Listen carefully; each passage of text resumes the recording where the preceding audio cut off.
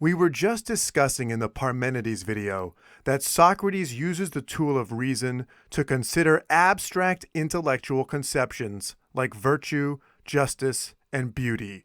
And in the Parmenides dialogue, as is the case elsewhere in the Socratic dialogues, virtue is difficult to define. However, in Book 1 of Plato's Republic, Socrates does say this: "It is not the function of the just person to harm either a friend or anyone else." And he continues, "So if anyone claims that it is just to render to each what is owed," and by that he actually means that harm is due from the just man to his enemies and benefit to his friends, the man who said this was not wise. It's become apparent to us that it is in no way just to harm anyone.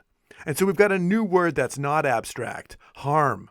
This word is less elusive than virtue or evil. When we beat, rob, or murder someone, we would agree that we harm them. And actually, let's include the punishments of law under this definition. For surely when we imprison someone, we have done them harm, or if we fine them or administer some other punishment. But we call that harm beneficial to the state if we think it has been meted out in accordance with the law. If done contrary to what is lawful, we call this harm injustice. Now, generally, we use the word injustice when the perpetrator is in some form of power. So an assessment of the nature of power must factor in to an assessment of the nature of injustice. The just man, according to Plato, is not drawn to power. Plato says in the Republic, "It's likely that if a city of good men were to exist, there would be as much battling to avoid political power as there now is to gain it, thereby making it plain that the person who is really and truly a ruler does not naturally consider his own interest, but that of his subject." So as an example of the nature of unjust acts in power, I want to look at some lines from the play of Aristophanes, Wasps. Now, this play has to do with the Athenian jury system, and the jurors have been corrupted by a demagogue politician named Cleon. That's a real-life political figure. We know these jurors are not just because their chorus leader reveals, as they are on their way to jury service, they've already determined the defendant's guilt. He says, "Latches is going to get it today. Everybody says he's stuffed his hive with money. That's why our patron, Cleon, ordered us to report for duty in good time with 3 days' rations of rotten rage."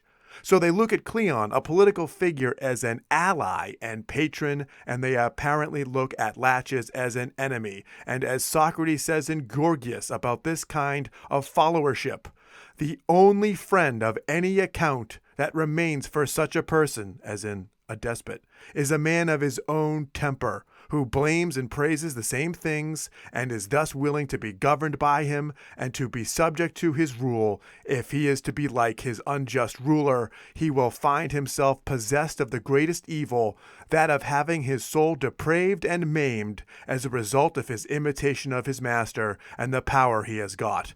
And to further this point about the unjust in power, Aristophanes has one of the jurors argue to his son that he wields great power in the state. Love Cleon, the character, exclaims, "I am master of everyone." And he goes on to claim of the Athenian jurors, "Our sovereignty is as strong as any king's." And he describes the things that make him swell with a sense of his power when he mentions the prostrations of the defendants who come before him in court. He says, "They beg and grovel, pitifully pouring out their pleas. Then after I've been supplicated and had my anger wiped away, I go inside and act on none of those promises I made. Tell me, is there any brand of wheedling I don't hear in court? Some of them bewail their poverty and go on exaggerating their troubles, and if none of this persuades us, he starts dragging his kids up there by the hand, implores me for their sake, trembling as if I were a god." It is to be wondered at with the unjust in power if they do not relish the tears and the pain. I think Aristophanes has shown an interesting facet of the nature of the unjust in power, and my take on it is this: whenever power is in the hands of someone who is not worthy of it, that the unworthy wielder of power is only capable of gloating in their own authority when they do ill, when they cause harm. For only when they do ill has their power been truly demonstrated to the satisfaction of their own craving for it. By contrast, when a just person is in power and uses it only for good, they are really a servant of those people over whom they have power.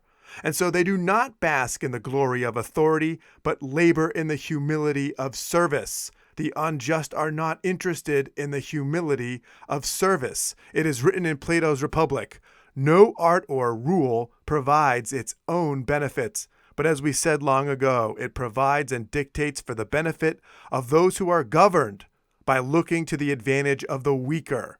But the unjust person in power must perform harmful acts, I think, according to their own natural personality, and measure their power like Love Cleon does by the tears of the unfortunate and the travails of those who receive their condemnation.